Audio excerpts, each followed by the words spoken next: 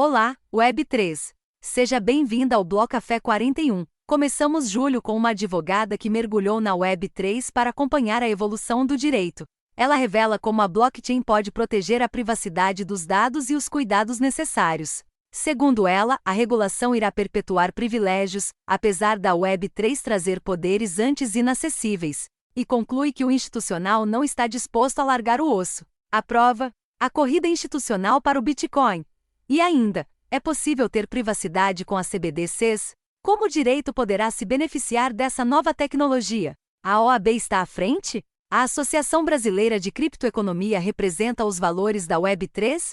Todas essas perguntas numa conversa franca que também refletiu o acesso da população em geral à informação cripto. Não perca essa oportunidade de refletir a Web3 na visão de uma advogada. Preparada? Então pegue o seu café e vamos falar de blockchain.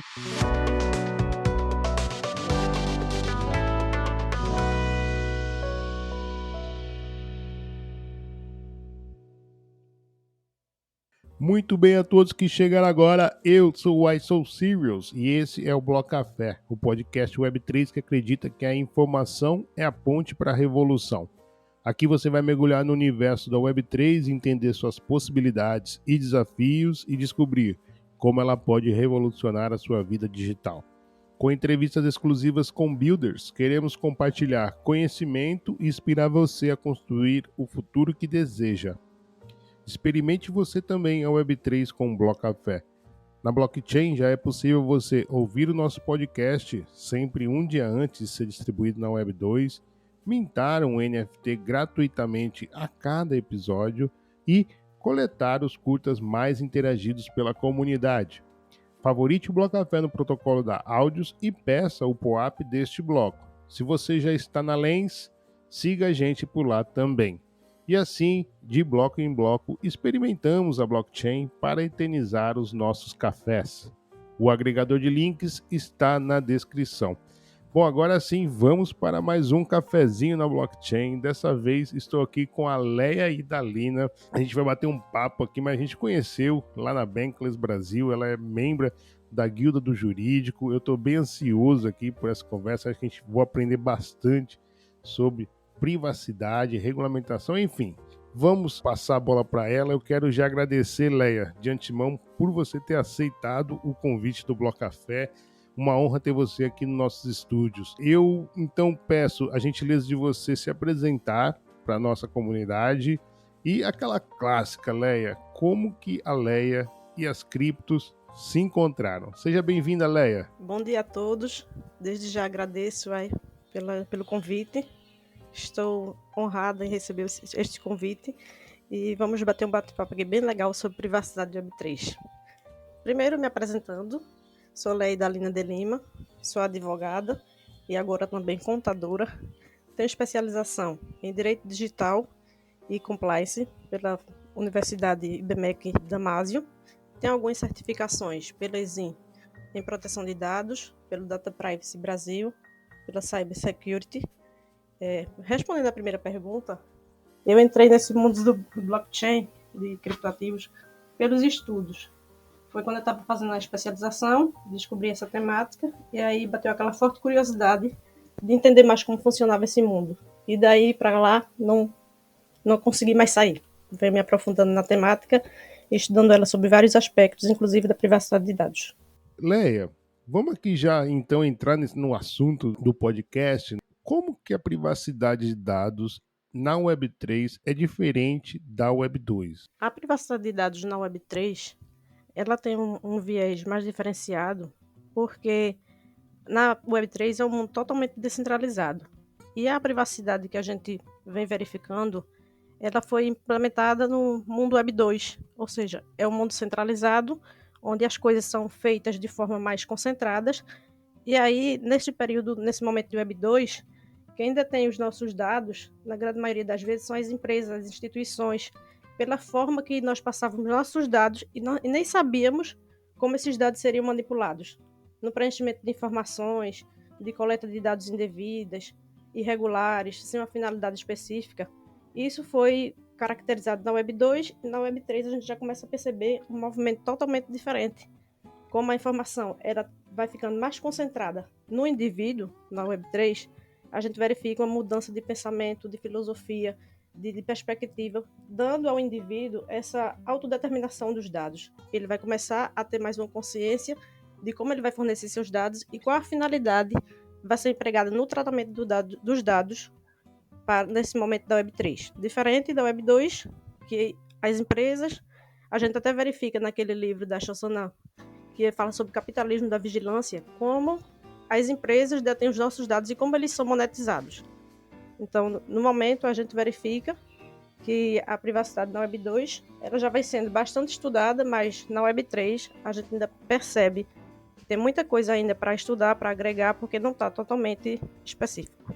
O bloco 12, com o Edilson Osório, o Ed, querido Ed, ele mais ou menos contou a evolução das webs, né, da Web 1, Web 2, Web 3, e meio que trouxe um pouco a questão dos dados, né? Você falou agora a comercialização dos dados. Leia, em que momento da história os nossos dados viraram um modelo de negócio? Eu acredito que já faz bastante tempo que os nossos dados vêm sendo usados de uma forma que a gente nem sabia como eram manipulados. Acredito que na Web 2, na fase da Web 2, a gente já tem bastante manipulação desses dados sem nem conhecermos para que está sendo usado. Tipo assim, quando a gente vai nas farmácias, nos estabelecimentos, que solicita o nosso CPF, há muito tempo a gente nem sabia para que era utilizado, para que era solicitado o nosso CPF.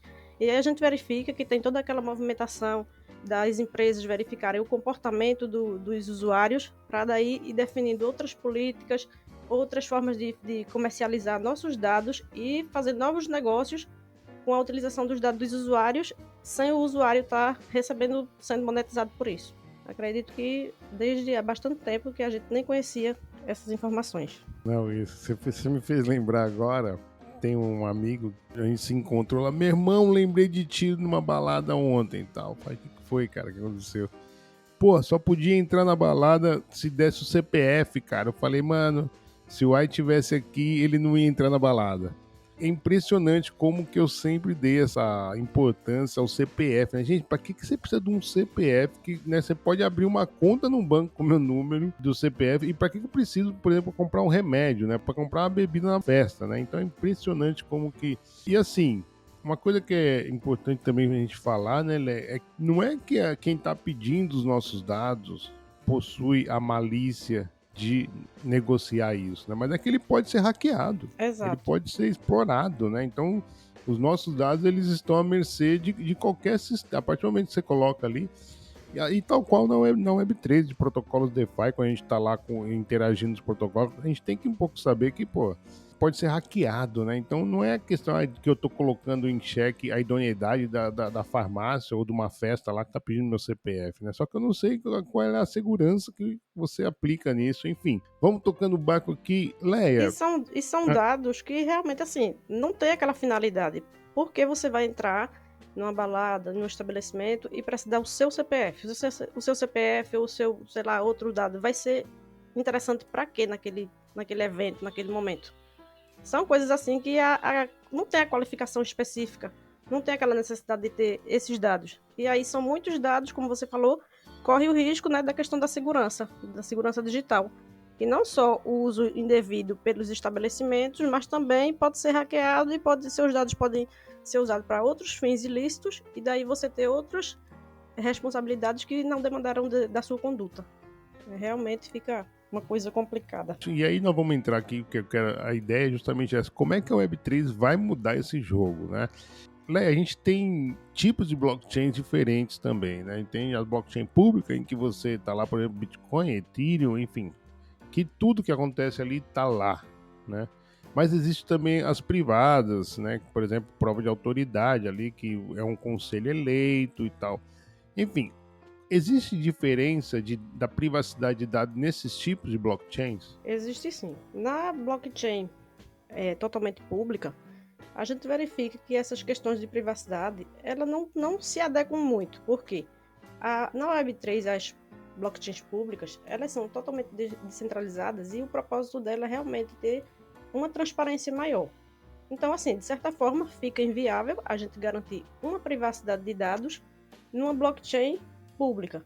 Mas na blockchain privada, como tem a questão da permissão, os grupos podem dar permissão para as finalidades específicas, a gente já pode começar a verificar e garantir uma certa privacidade de dados nas blockchains privadas. Aí, assim, de acordo com novas tecnologias, novas informações, novas soluções, a gente verifica que realmente nas blockchains privadas a gente já consegue garantir uma certa privacidade. Que é isso que o mundo Web3 busca, ter a privacidade, ao mesmo tempo que ele garante um percentual de descentralização e um controle maior do usuário com seus dados. Então a pergunta, né, Leia, como é que os projetos da Web3, eles vão então equilibrar a transparência, né, a governança dessas blockchains públicas com a proteção da privacidade dos utilizadores? A tendência é, nas blockchains, assim, tudo que realmente for necessário para a privacidade de dados, ele não ir direto para uma blockchain pública. O ideal seria colocar os dados essenciais, os dados sensíveis, os dados pessoais, colocar em uma rede centralizada e daí pegar só os dados específicos para a necessidade da solução e colocar ele na blockchain, de forma que a blockchain possa garantir a transparência, possa garantir uma informação correta, sem verificar todos os dados completos dos usuários. Seria um exemplo, colocar as informações no banco de dados centralizado, todas as informações privadas, e daí pegar só aquelas que são necessárias para a solução do negócio das instituições e colocar elas em blockchain pública. Seria um caso solucionável para o momento. Dos temas que tem recorrentes aqui no criptomercado, na Web3, né, que está ganhando muita força, inclusive no Brasil, é a questão das CBDCs. Né? O Brasil tem puxado um bonde no mundo aí com relação ao real digital. Enfim, primeiro queria ver o que você está achando do real digital. Você está com alguma opinião assim com relação ao movimento do Banco Central, enfim. Mas o foco aqui eu queria trazer é o seguinte: como é que pode ter privacidade com as CBDCs? Eu vi agora, essa semana da gravação, o Banco Central do Reino Unido anunciou que a Libra Digital, ou seja, a CBDC lá do Reino Unido, vai ser focada na privacidade e no pseudônimos, né? Então, assim, como é que a gente vai conseguir, então, ter isso com privacidade e CBDC juntas? Falando em CBDC, né, para quem não conhece a sigla, Central Bank Digital Currency, que é a moeda digital do Banco Central, que vários países já estão implementando, a nossa do Banco Central, que ainda está em andamento, a gente verifica que, pelos níveis dos governos, não tem como garantir uma privacidade completa, porque o governo sempre vai estar a par dos nossos dados, das nossas transações, do que está acontecendo nesse meio financeiro. Mas, dependendo da solução tecnológica e do tipo de blockchain que eles adotarem, eu acredito que tem que ter um mínimo de segurança financeira, porque aí vai ficar os dados espalhados de forma irresponsável. Acredito que o Banco Central e as instituições brasileiras, falando especificamente na nossa moeda, vai ter que ter um critério de privacidade, porque aí também, de certa forma, ele já estaria descumprindo a Lei Geral de Proteção de Dados se não garantir esse mínimo de privacidade. Porque hoje em dia, no nosso dinheiro físico, a gente garante uma privacidade e a gente garante uma transparência. Mas no mundo da Web3, do real digital, das CBDCs que estão sendo implementadas nos países, eu acredito que eles devem colocar, sim, um fator importante na privacidade dos dados, porque senão o caos estaria instalado, né? Acredito que realmente esse é um pilar que tem que se preocupar bastante. Eu achei interessante essa sua fala sobre esse país que você falou que está focando na privacidade. Vou até verificar essa matéria para poder ter uma informação melhor a respeito. Porque assim, eu não consigo verificar nos dias atuais como é que as CBDCs vão garantir essa privacidade, porque o interesse dos governos realmente é ter um controle maior dos dados, por onde são, até pela questão também da sonegação, da fiscalização. A sonegação dos impostos é um fator importante para o fisco. Ou seja, é o que eu costumo dizer, né?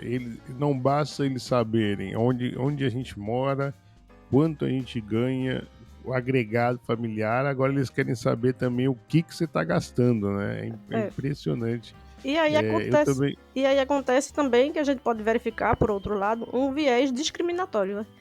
Porque as pessoas que têm uma renda inferior, que dependendo da localização onde eles moram, onde eles residem, de acordo com a função que eles desempenham, de certa forma ser rechaçado pelos sistemas bancários, pelo oferecimento de empréstimos, de outras condições.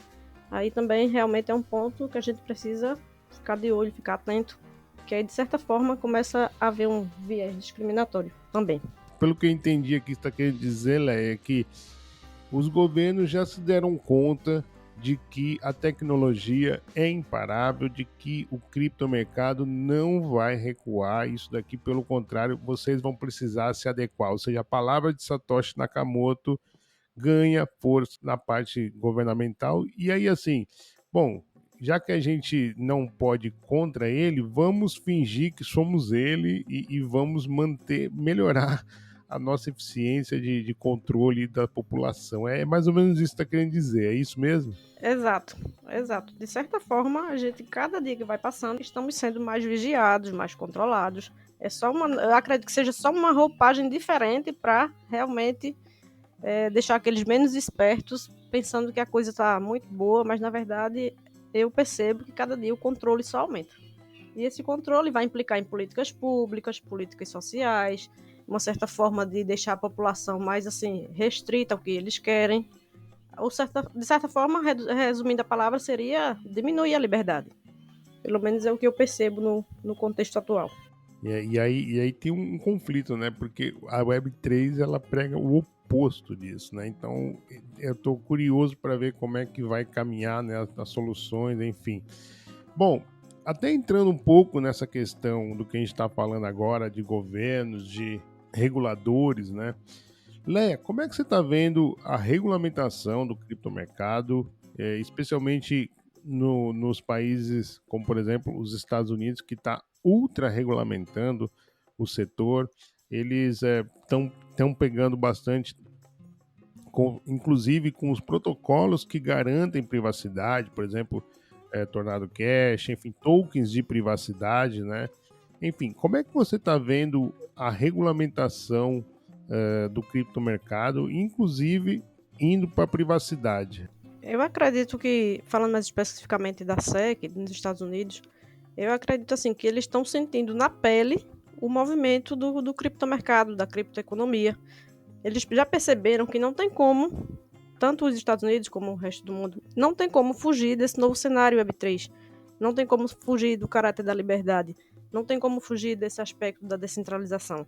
E aí, de início, eu acho que eles tentaram impactar, de certa forma, com uma regularização, uma regulamentação mais forte, tipo assim, para amedrontar, vamos ver se eles desistem desse mundo aqui, mas, pelo contexto geral, não tem como fugir e eles realmente vão ter que criar uma regulamentação que garanta privacidade, que garanta um controle mais organizado, sem, de certa forma, privar a tecnologia, porque não tem como, no mundo atual, você inibir e barrar as inovações, a tecnologia.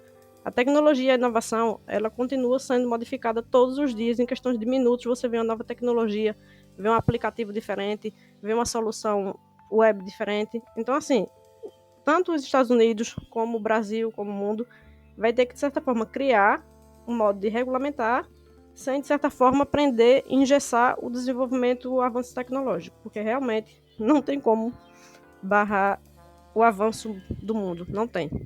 E aí eles têm que criar uma regulamentação que, de certa forma, não engesse, mas também não deixe solto de forma anárquica, cada um fazendo uma coisa diferente, para ter um mínimo de respaldo, porque, de certa forma, no mundo você tem que ter as suas responsabilidades das suas condutas praticadas. Então tem que ter um mínimo de critério para quem descumprir, as pessoas que descumprirem, de certa forma, as regras, de certa forma, serem punidos, e não punir a tecnologia, porque a tecnologia é só a ferramenta que pode ser usada tanto para o bem como para o mal, como a gente verifica isso em vários aspectos. Tipo, uma faca, ela é utilizada para utilização doméstica, para poder cortar alimentos, frutas, mas a gente verifica que tem muitas pessoas que já foram mortas pela faca. Então, vai eliminar a faca do mundo pelo fato de pessoas utilizarem com a finalidade ilícita?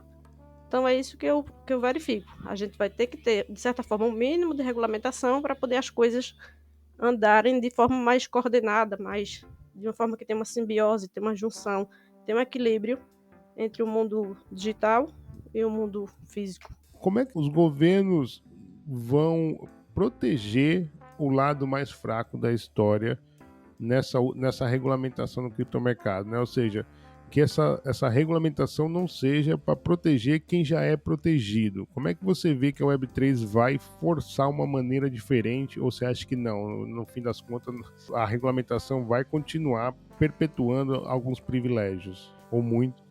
Eu acredito que sempre tem os privilegiados. Não tem como a gente sair de um mundo onde os privilegiados não sejam privilegiados. Acredito que pode minimizar. A partir do momento que o viés da descentralização, a gente observa mais um nível de equilíbrio, de equidade, de liberdade, que muitas pessoas podem, a partir do mundo da Web3, ter oportunidades que outras pessoas no mundo da Web2 não teriam. O acesso à informação de forma mais fácil, o acesso a estudos, a uma informação mais conceituada.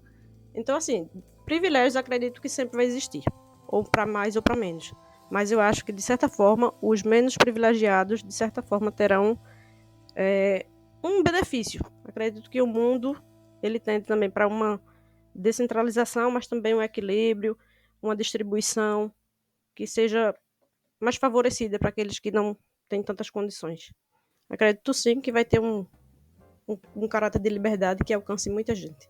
Diferente do mundo ainda do Web2, né? Que é muito centralizado, muito preso, muito concentrado. E aí, assim, como é que a gente concilia, então, essa inovação e a descentralização da Web3 com a necessidade da segurança e conformidade com os padrões? Os padrões eles têm que ser verificados através de frameworks, de modelos de negócios que venham a ajudar a privacidade junto com o desenvolvimento, com a inovação, para poder garantir o mínimo de privacidade. Porque a tendência em relação ao mundo Web 2 é de que os indivíduos tenham controle sobre seus próprios dados, forneçam aqueles dados de acordo realmente com a necessidade, com a finalidade do propósito, do objetivo que estejam fazendo, seja de trabalho, seja de estudos, seja de nível informacional, de colocar seus dados nas redes, você oferecer os dados que realmente sejam necessários para cumprir aquele propósito, aquela finalidade.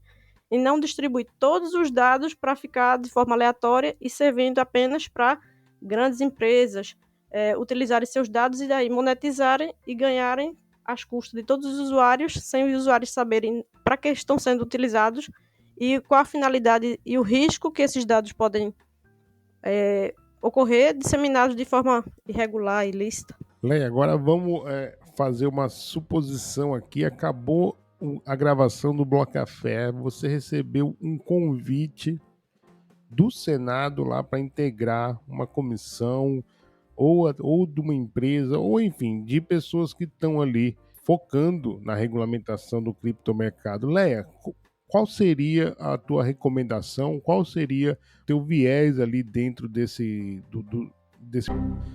trabalho que você foi com... Caralho, agora errei. Faz parte. Faz parte. Se não tiver um erro de gravação, não é podcast. Essa é a parte boa, que é a coisa descontraída. Leia, qual seria o teu norte, né? Como é que você iria liderar essa equipe para regulamentar o setor? Eu acredito que para ter uma regulamentação mais apropriada, não é um trabalho individual de pessoas específicas. Tem que ter um trabalho conjunto de desenvolvedores, do legislativo, de pessoas que entendam bastante tecnologia, de pessoas que entendam de leis, ou seja, é um conjunto, um arcabouço de estruturas, de instituições que venham a pensar juntas um modelo que seja adequado, coerente para o momento, porque a gente vai verificar que não vai ficar só na fase que está, as coisas continuam evoluindo, e aí os modelos de negócios, eles têm que ir acompanhando. A gente verifica que não consegue acompanhar, de certa forma, no mesmo momento, no mesmo time, mas a gente consegue ver que tem que se adequar, de certa forma, à evolução da tecnologia. Então, assim, se fosse para eu liderar uma equipe, eu ia focar na privacidade de dados, até porque na Constituição Federal foi inserido no artigo 5º, no inciso 79, que é assegurado, nos termos da lei, o direito à proteção de dados pessoal e também dados pessoais. E também tem a questão da liberdade, que também é outra garantia que está na Constituição Federal, que de certa forma a gente não pode fechar os olhos, tem que estar compatível, privacidade, liberdade, segurança. Então, assim, seria um trabalho conjunto de muitas cabeças pensando um modelo organizado de negócio para que venha a atingir o objetivo que o mundo está requerendo no momento. Não tem como falar uma pessoa específica ou um grupo específico que vai pensar aquele modelo de negócio. É realmente um trabalho que tem que ser estruturado e realmente muito pensado para não ficar as pontas soltas e a gente conseguir realmente ter aquilo que precisamos para o momento, que é garantir a privacidade, mas também não inviabilizar a tecnologia e que a tecnologia venha a ser usada para cumprir finalidades realmente de melhorar o mundo, de possibilitar que outras pessoas tenham aquelas mesmas oportunidades ou oportunidades parecidas, venha realmente a melhorar o mundo.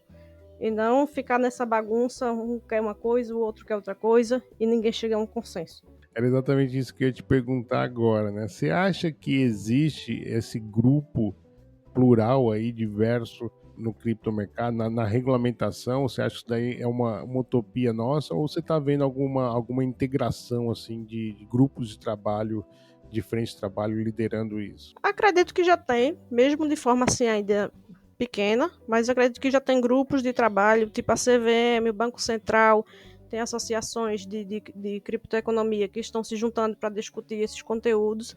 Acredito que realmente, de forma ainda pequena, já estão se juntando para poder tentar dar uma visibilidade maior a esse novo ecossistema e que realmente as coisas acredito que vão caminhar de uma forma satisfatória. Não digo excelente, porque realmente tem que ter muito estudo ainda, porque eu considero que hoje a gente vive um laboratório, onde estamos vivendo experimentos, uma coisa dá certo, continua, a coisa dá errada, vamos modificar para outro modelo de negócio, para outro tipo de orientação, para outro tipo de guia.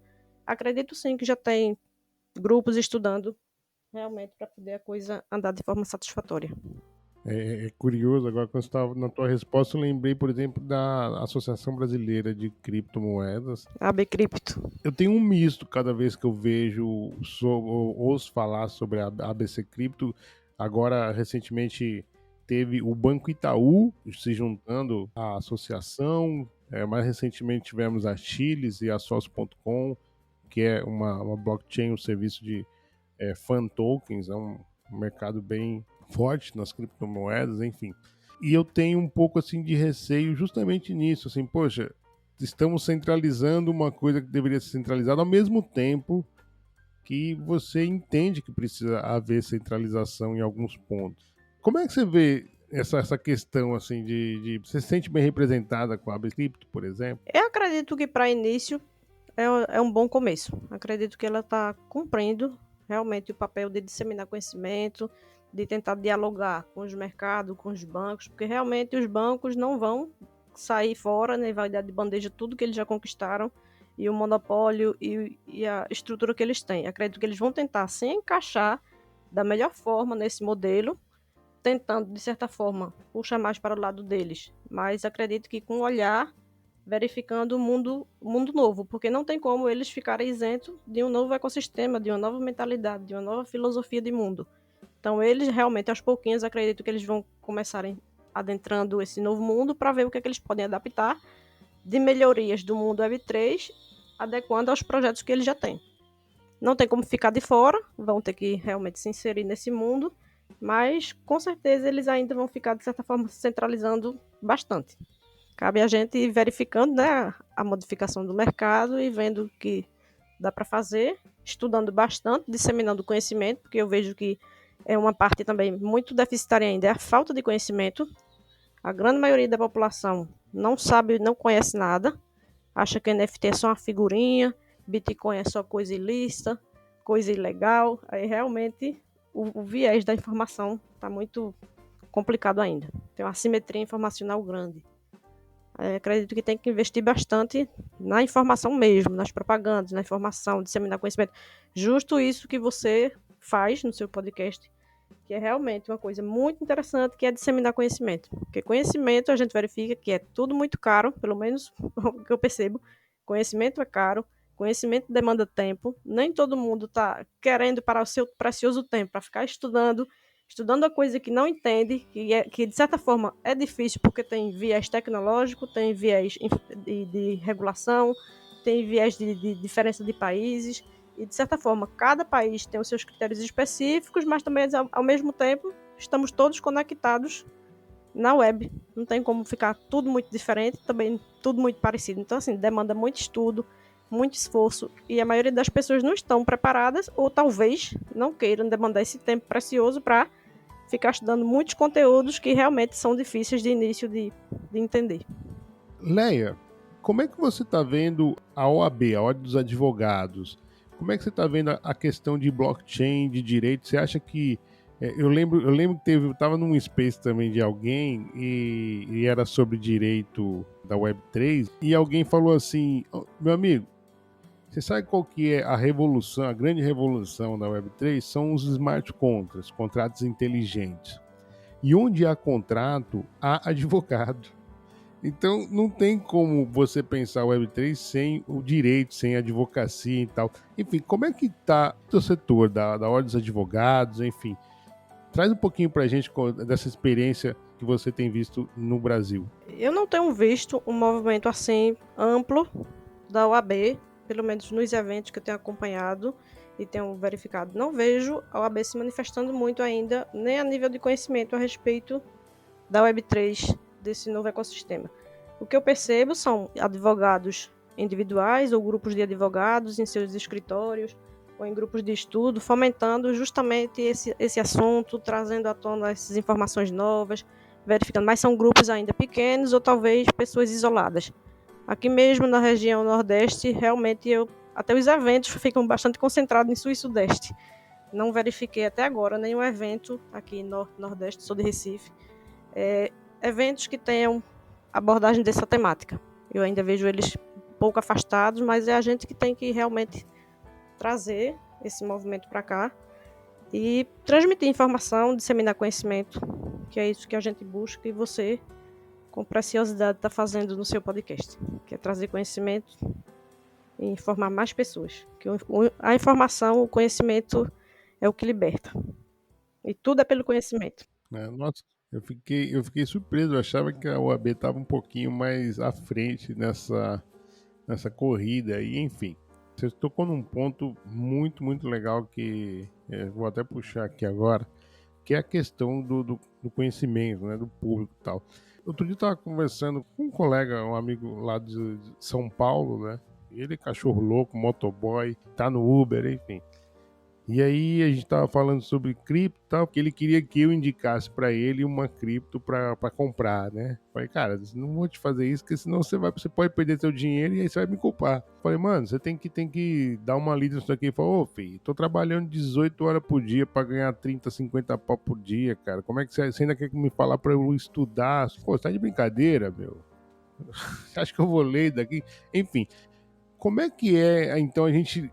Esse trabalho, né, de você levar a informação para a população, para a massa mesmo, assim, como é que você vê que a indústria precisa evoluir nesse sentido? Verifico que ainda assim falta uma preocupação das instituições, das empresas, de realmente passar esse conhecimento adiante. A maioria delas até faltam, acho que nem estão inseridas tanto nesse mundo. Mas o trabalho que você faz, o trabalho que a gente faz nos grupos, nas comunidades, nos Discords, nos grupos de WhatsApp, as discussões, os webinários, os eventos que a gente vem postando, vem comunicando, acredito que é realmente um trabalho de formiga, mas a gente vai juntando aqui, um pouquinho ali, e realmente no final as coisas caminham a contento. Porque realmente é uma assimetria informacional grande nos dias atuais. E a importância dos eventos, né? A importância dos eventos, dos congressos, dos seminários, acredito que isso é um ponto que a gente não deve esquecer e continuar assim, de forma mais intensa. Quanto mais informações, eventos e coisas pelas redes sociais a gente conseguir colocar de forma gratuita, as pessoas aos poucos vão aprendendo. De todo jeito vai aprender. É tipo a utilização do Pix. Não precisa de uma pessoa entender a tecnologia por trás do Pix, como é que funciona, mas o manuseio, a operabilidade, no geral, o pessoal aprende. Então, eu acredito que, aos poucos, a parte da criptoeconomia, do criptomercado, também vai ser assim. É uma coisa de continuação, continuar disseminando conhecimento que as pessoas aos poucos vão verificar ali com outros olhos. Não entendendo especificamente as técnicas por trás, mas a informação interessante para usar, a usabilidade, a operabilidade, com certeza a grande maioria vai obter sim. Eu participei de uma discussão recentemente que era a questão de que a grande imprensa, né, ela não fala, e quando fala é para falar de pirâmides, de esquemas, de fraudes, de golpes, etc. Ou seja, pegando sempre o lado negativo, enfatizando e tal. Eu trouxe, por exemplo, né, uma reportagem que saiu no Jornal Nacional, lindíssima, sobre um evento que ocorreu lá na Bienal, no Ibirapuera, em São Paulo, sobre NFT, o NFT Brasil. Inclusive, a gente falou bastante dele aqui no episódio com a Guta Nascimento, número 39, bloco 39, um episódio maneirado. Aliás, ela quebrou a blockchain. Imagina. Eu precisei dividir em parte 1 e parte 2, porque, inclusive, eu tô até falando com o time da Audios lá, porque até hoje eles não entenderam que bug que foi que eu descobri lá no protocolo deles, enfim. Mas o que eu coloquei ali é que eu acho que é uma questão de tempo, né? Por exemplo, CBDC. Uma das coisas que eu sou bullish com o CBDC é a questão do onboard, né? Você ter o Banco Central falando que tem uma criptomoeda, você tem bancos entrando, né, o institucional todo. Agora temos uma enxurrada de institucional anunciando, né, depois que a BlackRock entrou com o pedido do ETF de Bitcoin lá na SEC, na CVM americana, a gente viu isso daí a quase todo dia, um gigante aí do institucional manifestando interesse. Então, assim, você acha que isso é questão de tempo ou você acha que eles vão sempre criminalizar as criptomoedas? Não, acredito que é só uma questão de tempo. E ainda bem que a gente não tem só a imprensa midiática, né? Para poder ter informação, senão estaríamos todos ferrados. Porque tem que mostrar o lado bom e o lado ruim de cada coisa. Cada coisa existe os dois lados da moeda. Então, assim, só mostra pirâmide, só mostra coisa ilícita, só mostra coisa ilegal. E as coisas boas, os benefícios que a tecnologia está trazendo. E o caráter de liberdade. E o caráter de um melhor equilíbrio e igualdade perante a sociedade. Os benefícios que essa nova tecnologia traz. Então, assim, acredito que a mídia, por um bom tempo, ainda vai permanecer com essa visão diminuta da coisa, trazendo só o lado negativo. Mas, como a gente não depende de mídia específica, a gente tem a rede mundial de computadores para poder acessar e analisar as informações. Cada dia as pessoas, acredito que com as informações que estão obtendo, estão ficando mais espertas e sabendo filtrar o que é uma informação mais coerente e informação que é totalmente falsa. Então acredito que é só uma questão realmente de tempo. Eles podem até passar mais um período enfatizando esse lado negativo, mas não vai permanecer. Com certeza não permanece. Esse castelo aí está sendo derrubado a cada dia. E a importância, né, dos bancos, das instituições estarem adentrando nesse novo mundo, porque eles já sabem que não tem como ficar de fora do novo ecossistema, não tem como você fugir de uma nova tecnologia. Que a partir do momento que as pessoas tentam não entrar naquele novo modelo, eles vão ficar de fora. E isso eles não vão querer. Com certeza. Pelo contrário, né? Estão até, acho que mais atentos do que muita gente para poder pegar essa nova fatia do mercado e realmente monetizar, conseguir gerar aí um bom faturamento. Quando você estava falando, eu falei, até porque da Atena, Cidade Alerta, Gil Gomes sempre vai existir, né? Ou seja, sempre vão mostrar o lado negativo da história. Mas eu também acho, tô contigo, também acho que é questão de tempo para as coisas estarem tendo um pouco dos dois lados, ou se não até mesmo de maneira igual. Enfim, mas olha, Lé, você não só fala de descentralização, como também vive a descentralização na prática, né? Você foi parar na Bankless, na guilda do jurídico. Eu queria então que você trouxesse como é que você foi parar lá na Bankless Brasil e como é que tem sido essa sua experiência numa DAO? A minha ida para a Bankless e esse mundo realmente foi nos grupos de estudo. Fui descobrindo, estudando bastante a teoria, nos grupos de estudo do pessoal que estuda bastante o ecossistema Web3, Aí certa vez falaram lá, existia uma DAO, um canal do Discord que aborda essa temática, e assim, todo mundo é muito colaborativo, todo mundo está no intuito de aprender realmente, porque praticamente todo mundo do zero, ou uns mais experientes vai passando conhecimento. E aí eu comecei a participar da Bankless, até hoje participo, aprendo bastante, eu acho que é um canal que a gente obtém muita informação boa, muita informação consistente e, de certa forma, gratuita, que todo mundo está ali no interesse de colaborar. Realmente está lá quem quer colaborar, quem quer aprender, quem quer disseminar conhecimento. Muito mais interessante do que muito curso que às vezes é pago, você investe um valor alto e no final das contas não tem aquela informação tão precisa e com um nível assim de qualidade absurda. Então assim, entrei realmente através dos estudos e permaneço e continuo e gosto bastante de todos os eventos que acontecem por lá. Realmente a galera é muito empenhada, estuda bastante, são diversos temas. E isso, assim, vai engrandecendo o nosso repertório informacional. Muito interessante. A guilda do jurídico é uma guilda sensacional mesmo, é impressionante. Inclusive, na paralisação que teve na Bankless, a guilda do jurídico foi uma das guildas que não parou, continuou entregando ali a revista do direito descentralizado. Interessante, né? Porque eu não sou do direito, mas interessante ver que existe essa referência na área do direito da Bankless, né? Então, bem bacana, mérito aí para vocês todos aí da guilda do jurídico.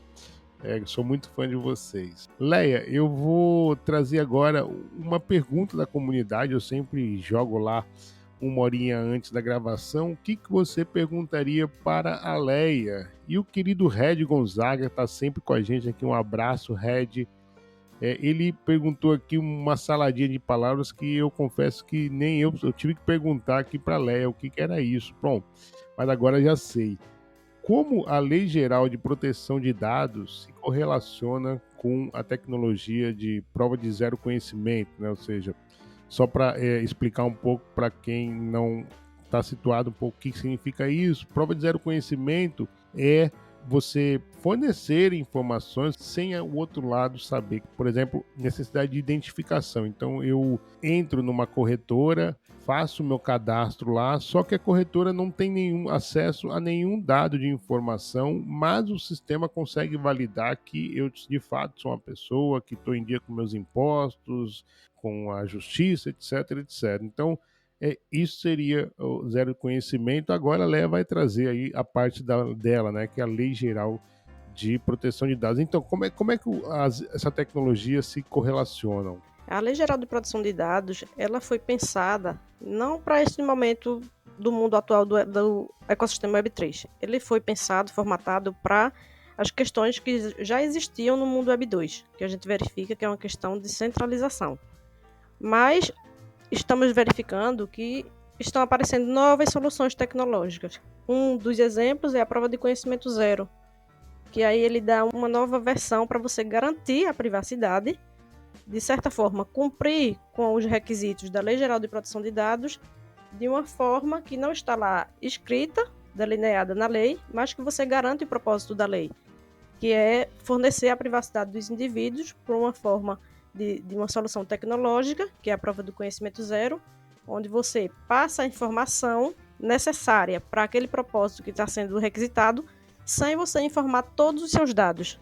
Ou seja, são novas soluções, essa é apenas uma das soluções que a gente está verificando no mercado, que realmente vai favorecer, vai garantir a privacidade de dados, sem descumprir a lei e, de certa forma, sem deixar seus dados totalmente transparentes e garantindo também que os negócios sejam solucionados com essa nova tecnologia, que é a prova de conhecimento zero. Um exemplo que a gente verifica bastante, que o pessoal fala bastante, seria, por exemplo, você vai a uma balada ou a um bar e vai solicitar uma bebida. Aí como é que o pessoal lá vai fornecer uma bebida sem saber se você é maior de 18 anos? Então você tem como comprovar que você tem 18 anos sem realmente mostrar todo o seu documento, sua habilitação, ou outro tipo de documento que vai mostrar o nome da sua mãe, vai mostrar o ano específico de nascimento, vai mostrar outros dados que não seriam necessários para aquela finalidade que seria de adquirir a bebida ou entrar em um estabelecimento proibido para menores. Você consegue falar que você é maior de 18 anos sem realmente dizer que idade você tem, se tem 19, se tem 20, se tem 21. Então, seria uma forma de você passar sua informação necessária para o propósito, sem realmente traçar outras informações desnecessárias para aquela situação. Então, realmente, vem essas soluções. Vem conseguindo atingir o objetivo da Lei Geral de Proteção de Dados, garantindo privacidade, sem descumprir a lei e, ao mesmo tempo, fornecendo o que realmente é necessário para o momento. Então, essa é apenas uma das primeiras tecnologias que a gente consegue verificar, mas que já estão sendo aplicadas aos negócios. É bem interessante. Leia, vamos abrir um pouco aqui o leque da filosofia, que eu gosto sempre de trazer isso também.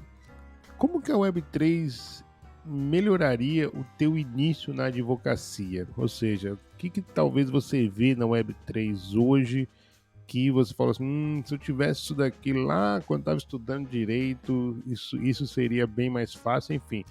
Como é que isso melhoraria? E também, pode falar também pro outro lado, pioraria, né? Enfim, como é que você vê isso daí que mudou na questão do direito? Acredito que a Web3 e essas novas tecnologias, ela vem agregar em todas as áreas, né? Não só na advocacia, mas em todas as áreas. Ela sempre vem trazer coisas diferentes, coisas inovadoras que a gente pode utilizar de forma a melhorar, a potencializar o nosso trabalho, a de certa forma automatizar questões que a gente perderia bastante tempo a nível de contratos, coisas que a gente já pode deixar de certa forma amarrada, coisas de smart contracts, a questão de pagamentos, a questão de você conseguir delinear outros fatores que demandariam muito tempo e você, com as novas tecnologias, você consegue, de certa forma, otimizar seu tempo, fazer coisas mais automáticas a dispor dos aplicativos e dos sistemas de informação que sejam mais coerentes com todos os setores, né? Não só na advocacia, mas em todos os setores, em todas as áreas de trabalho. A Web3 vem para garantir e melhorar bastante essa questão operacional mesmo. E continuando com a nossa filosofada aqui no Bloco Café, aí já ampliando isso para o mundo mesmo. Como é que você acha que a Web3 tornaria o mundo melhor? Com certeza a Web3 não tornaria, né? Para mim eu já coloco essa frase, não tornará. Com certeza ela vai melhorar bastante a questão da liberdade, vai garantir, de certa forma, um maior equilíbrio, uma menor desigualdade a nível estrutural, a nível social, a nível econômico, vai possibilitar que outras pessoas que nunca teriam condições de acessar conhecimentos, técnicas, possibilitar transacionar com suas moedas, seus dinheiros de forma assim, equânime, igual para todo mundo, de certa forma. Coisa que só os ricos antigamente poderiam fazer, hoje em dia uma pessoa de uma classe mais inferior, se tiver um nível de conhecimento melhor, ele vai conseguir fazer ou igual ou melhor do que essas pessoas que têm as condições mais favorecidas. Com certeza vai melhorar em muitos aspectos. As inovações e tecnologia, acredito que vem muito para agregar. Nada para desconstruir, sempre para agregar. Eu lembrei agora, eu ia fazer aqui agora o advogado do diabo, um quadro Porta dos Fundos, um quadro de debate, né, totalmente enviesado, né, e eu lembrei de uma fala, o que seria do amarelo se não fosse o azul?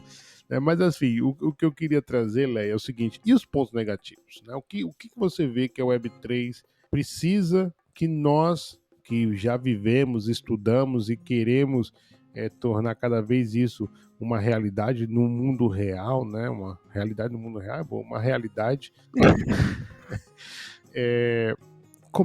Quais são os pontos que você acha que a gente já precisa discutir, que existe um perigo, né? Por exemplo, a Guta, ela trouxe aqui a questão da blockchain permitir qualquer conteúdo sem uma validação, vamos dizer assim, e de repente você pode ter uma indústria da pedofilia instalando um determinado protocolo e já que não tem restrição e existe essa questão que a blockchain garante, né, o acesso, é isso, você consegue publicar isso. Quais são os pontos que você acha que a comunidade Web3 precisa ter em mente, discutir e amadurecer dos lados negativos que a Web3 possa trazer? Eu acho que, como tudo na vida, tem um lado positivo e o negativo.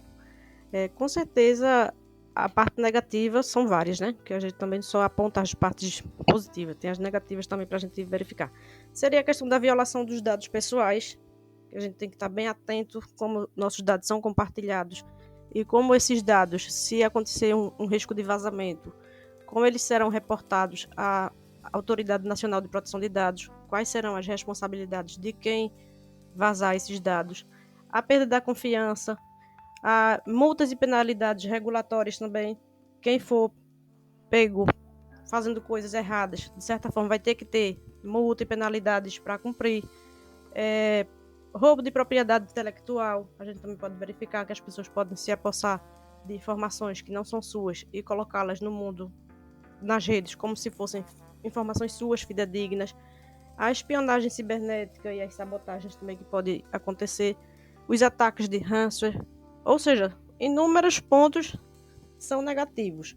Mas aí acredito que todos têm que ter um uso responsável dos seus dados, das coisas que estão veiculando, das informações que estão sendo recebidas, analisar bastante como essas informações estão sendo propagadas, se realmente são fidedignas, quem verificar informações aparentemente inconvenientes, ilícitas, reportar para os órgãos do Brasil para poder tomar as iniciativas coerentes com cada caso. Então, assim, muitas coisas, né, podem acontecer nesse mundo que, de certa forma, fuja ao controle. Mas, desde que verificada alguma infração, alguma coisa irregular, tem que ter as responsabilidades e os meios para coibir comportamentos inadequados na sociedade. Como tudo, né? Como todas as áreas, não só no mundo digital, como no mundo físico. Qualquer conduta irregular, ilícita, tem que ter seu momento de punição. Mas acredito ainda que a prevenção e a informação vai garantir que seja bem minimizado esses riscos. Como tudo na vida, e todo local, e desde a antiguidade sempre houve pessoas do mal e do bem, que sempre vai ter coisas ilícitas e erradas, pode ter a tecnologia mais impecável do mundo, sempre vai ter alguém trabalhando por trás para desfazer, achar um meio de burlar as novas tecnologias, seja ela qual for. Acho que a Dani me perguntou qual é o lado negativo da Web3 e eu respondi de pronto, assim, o romantismo. Eu acho que às vezes existe um romantismo em cima da história, como se o mundo fosse totalmente colorido e diferente na Web3, só que na verdade não, gente, não é. Eu gosto também de trazer esse outro lado, porque a ideia do Bloco Café é essa, a gente provocar a reflexão, provocar o questionamento, a filosofia, enfim. E aí, Leia, para já começarmos a despedir, eu tenho sempre a última pergunta aqui no Bloco Café, que é: por que você ainda está em cripto? Eu estou em cripto e continuarei em cripto, porque eu vejo que é um futuro presente, né? É uma coisa que já acontece e continuará acontecendo. Os movimentos da criptoeconomia, do criptomercado, eles são tendência e vão continuar sendo, sempre evoluindo, com novas roupagens, com novas versões, com novas soluções.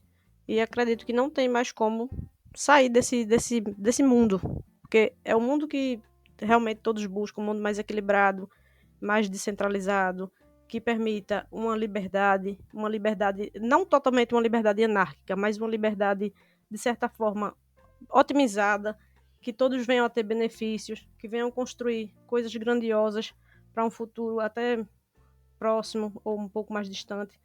Mas é isso que eu verifico, não tem como sair desse movimento mais.